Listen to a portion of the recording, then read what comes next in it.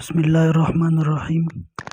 پچھلے سبق کے اندر ہم نے گرامر کی کچھ چیزیں پڑھی تھی، تو اس میں ایک اسم آیا تھا، تو اس کی تعریف بھی ہم نے پڑھ لی تھی۔ اب اسم کے علامات جو ہے وہ ہم پڑھیں گے۔ علامت کہتے ہیں اسی چیز کو جس سے کسی چیز کی پہچان ہو۔ تو علامات اسم سے مراد ایسی چیز ہے جس سے ہم پہچانیں گے کہ عربی کے اندر نام اسم جو ہے وہ کیا ہوتا ہے اور کون سا ہوتا ہے، اس کی کیا علامت ہے۔ تو سب سے پہلی علامت جو ہے کہ جس اسم کے شروع میں الف لام ہو تو وہ، یا جس لفظ کے شروع میں الف لام ہو تو وہ اسم کہلائے گا۔ جیسے الحمد، النصر اور الفتح، تو یہ تینوں کے تینوں اسم ہے کیونکہ اس کے شروع کے اندر الف لام لگا ہوا ہے۔ اسم کی دوسری علامت جو ہے وہ یہ ہے کہ اسم کے شروع میں حرف جر کا ہونا، جیسے بزید اور بحمد۔ با جو ہے یہ حروف جارہ میں سے ہے، یعنی یہ اسم کے آخر کو جر دیتا ہے، زیر دیتا ہے۔ تو یہاں پر مثال کے اندر بزید اور بحمد دونوں کے اوپر حروف جارہ میں سے با جو ہے وہ داخل ہوا ہے، تو یہ بھی اسم ہے۔ زید جو ہے یہ اسم ہے، کسی کا نام ہے۔ تیسری علامت جو ہے وہ یہ ہے کہ اسم جو ہے وہ مسند الیہ ہو، یعنی اس کی طرف کسی چیز کی اسناد کی گئی ہو، نسبت کی گئی ہو۔ جیسے زید قائم، زید کھڑا ہے، عمر قاعد، عمر بیٹھا ہے۔ تو ان دونوں اسموں کے اندر ان دونوں مثالوں میں زید کی طرف کھڑے ہونے کی اور عمر کی طرف بیٹھنے کی نسبت کی گئی ہے، تو یہ بھی اسم کی ایک علامت ہے کہ اسم کا مسند الیہ ہونا۔ چوتھی علامت ہے اسم کے آخر میں تنوین کا ہونا، یعنی دو زبر، دو زیر، دو پیش کا ہونا۔ جیسے زید، زید کے اوپر دو پیش ہے آخر میں، حمد، اس کے دال کے اوپر بھی دو پیش ہے، نصر، تو نصر میں بھی آخر میں دو پیش ہے۔ تو یہ ایک اسم کی علامت اور ہے کہ اسم کی اگلی علامت جو ہے پانچویں علامت اسم کا مصغر ہونا، یعنی جس اسم کی تصغیر نکالی گئی ہو تو یہ بھی اسم کی علامت ہے۔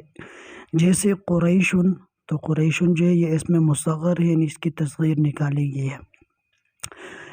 نمبر 6 منسوب ہونا، یعنی اسم جو ہے کسی جگہ کی طرف منسوب ہو۔ جیسے بغدادی، یعنی یہ ایک شخص جو اپنی نسبت کر رہے بغداد کی طرف۔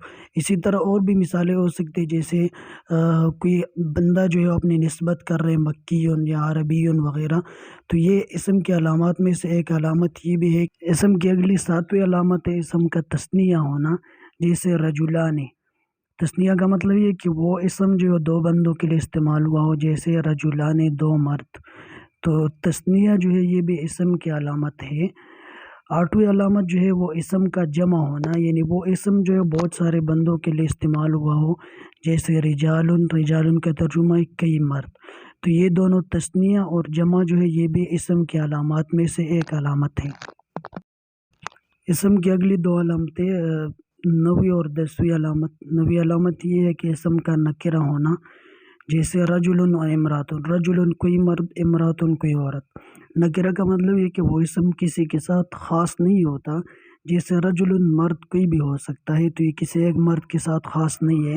اسی طرح امرات، تو یہ عورت کے لیے استعمال ہوتا ہے اور یہ کسی ایک عورت کے ساتھ خاص نہیں ہے، بلکہ اس میں کئی ساری عورتیں آ سکتی ہے۔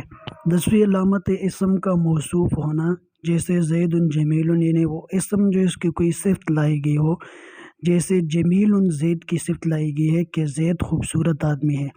تو موصوف ہونا جو ہے، یعنی جس اسم کی صفت لائی گئی ہو تو وہ بھی اسم کی علامات میں سے ایک علامت ہے۔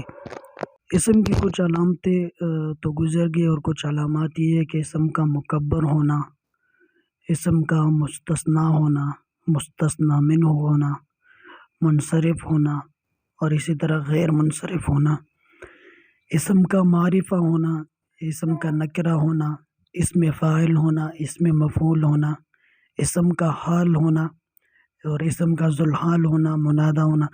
تو یہ جتنی چیزیں ہیں مکبر وغیرہ سے لے کر منادہ تک، تو یہ ساری کی ساری اسم کے علامات میں سے ہے کہ یہ چیزیں جو ہے یہ اسم ہی ہو سکتی ہے، اسم کے علاوہ کوئی اور چیز نہیں ہو سکتی، یعنی یہ ساری کی ساری چیزیں جو ہے اسم ہونا اس کے لیے ضروری ہے۔ تو جہاں پر بھی یہ چیزیں ہوں تو وہ اسم ہی کہلائے گی، تو یہ بھی اسم کے علامات میں سے